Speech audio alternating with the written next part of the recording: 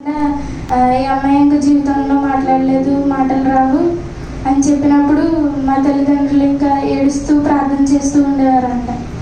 అలా ప్రార్థన చేస్తుండగా 3వ రోజు నా స్వరం వినబడ్డది. నేను ఏడవడం మొదలుపెట్టాను. అప్పటి నుంచి మాట్లాడడం మొదలుపెట్టాను.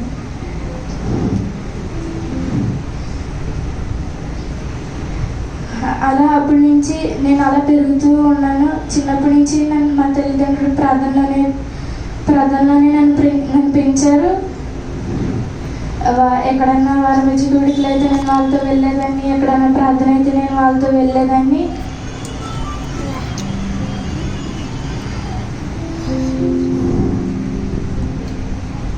అలా నేను పెరుగుతూ ఉండగా నాకు మా మమ్మీ చిన్నప్పటి నుంచి నాకు పాటలు వినిపిస్తూ ఉండేవారు. నాకు 5 years వచ్చినప్పుడు నా బర్త్డేకి ఒకసారి మా మమ్మీ నా చేత ఇంగ్లీష్ సాంగ్ పాడిపించారు, నేర్పించి. నార్మల్గా బర్త్డే అని చెప్పి నా చేత ఒక సాంగ్ పాడిపించారు. అదే ఫస్ట్ టైం నేను పాడడం. అప్పుడు నేను ఆ రోజు బాగా పాడుతుండో మా మమ్మీ నాలో పాటలు పాడే ఆసక్తి ఉందని మా మమ్మీ గ్రహించి అప్పటి నుంచి నాకు పాటలు పాడడం నేర్పించారు. అప్పటి నుంచి నాకు పాటలు పాడడం నేర్పించారు. ప్రతి వీక్ మండే నుంచి సాటర్డే దాకా నాకు మంచిగా ట్రైనింగ్ ఇచ్చేది పాటలు పాడినందుకు. సండే మా తాతయ్య వర్తమానం ముందు నేను ఒక పాట పాడేదాన్ని. ఖచ్చితంగా ప్రతి ఆదివారం నాదొక పాట ఉండేది. అలా నేను దేవుల్లో పెరుగుతూనే వచ్చాను. కానీ నాకు 4th క్లాస్ నుంచి ఇంకా ఫ్రెండ్స్తో ఉండడం, అలా స్కూల్కి వెళ్ళడం నేను మొదలుపెట్టాను. నేను మొదలుపెట్టిన తర్వాత ఇంకా 5th ఆ టైం నుంచి ఫ్రెండ్స్తో క్లోజ్గా ఉండడం, ఇంకా ఫ్రెండ్స్ అలా పరిచయం అవ్వడం అలా అయ్యింది. అలా ఉన్నట్టుగా ఏమైందంటే ఫ్రెండ్స్ అబద్ధాలు మాట్లాడుకోవడం, సినిమా మాట్లాడుకోవడం అలా మాట్లాడుకుంటూ ఉండేవారు. నా పక్కన ఉండే అమ్మాయి కూడా అలాగే మాట్లాడేది. సో వాళ్ళ దగ్గర ఉండడంతో నాకు కూడా అబద్ధాలు మాట్లాడడం అలా వచ్చేది. నేను అప్పుడు ఒక్కొక్క తప్పు నాలోకి వచ్చింది. ఫ్రెండ్స్ ద్వారా ఒక్కొక్క తప్పు నాలోకి వచ్చింది. అలా అబద్ధాలు మాట్లాడడం అలా నేర్చుకున్నాను. ఇంట్లో నాకు అబద్ధాలు మాట్లాడడానికి ఉండేది కాదు. ఎందుకంటే మా మమ్మీ డాడీ కూడా ఇద్దరు నన్ను మంచిగా పెంచారు. అలాంటి మాటలేం మాట్లాడకూడదని చెప్పేవారు. కానీ స్కూల్కి వెళ్ళేప్పటికీ నా ప్రవర్తన మారిపోయేది. ఫ్రెండ్స్తో ఉండడం వల్ల వాళ్ళు మాట్లాడుతుంటే, వాళ్ళ టీచర్కి ఏదైనా అబద్ధం చెప్తుంటే, లేని రీజన్స్ చెప్తుంటే, లేనిపోని కారణాలు టీచర్కి చెప్తూ ఉండేవారు. టీచర్ ఏమన్నా అడిగితే అబద్ధాలు చెప్పేవారు అన్నమాట. నేను వాళ్ళు చూసి నేను కూడా ఇలా అబద్ధాలు చెప్తే బాగుంది కదా అని అనుకొని నేను కూడా అలా అబద్ధాలు చెప్పడం మొదలుపెట్టాను. ఫ్రెండ్స్ దగ్గర అబద్ధాలు మాట్లాడడం అలా జరిగింది.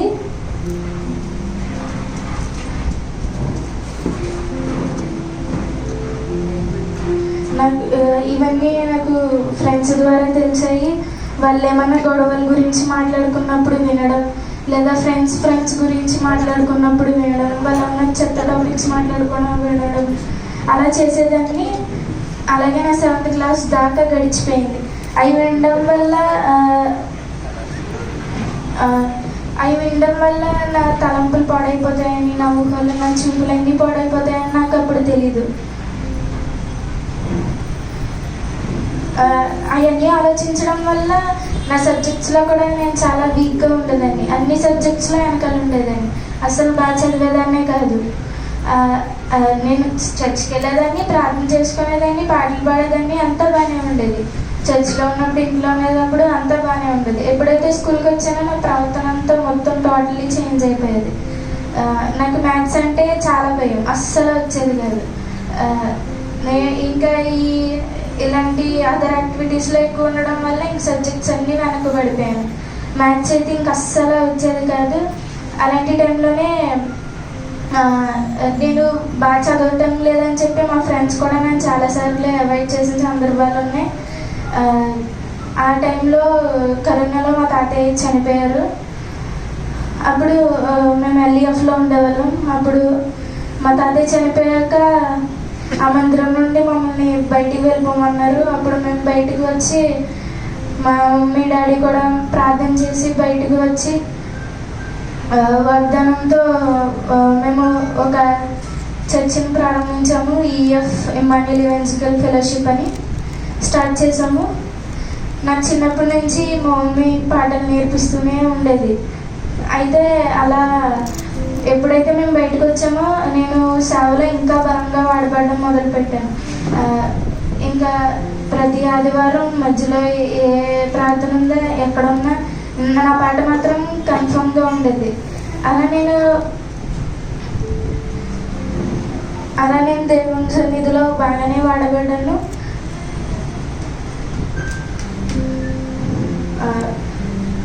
నేను అలా పాటలు పాడుతూ ఉండేదాన్ని.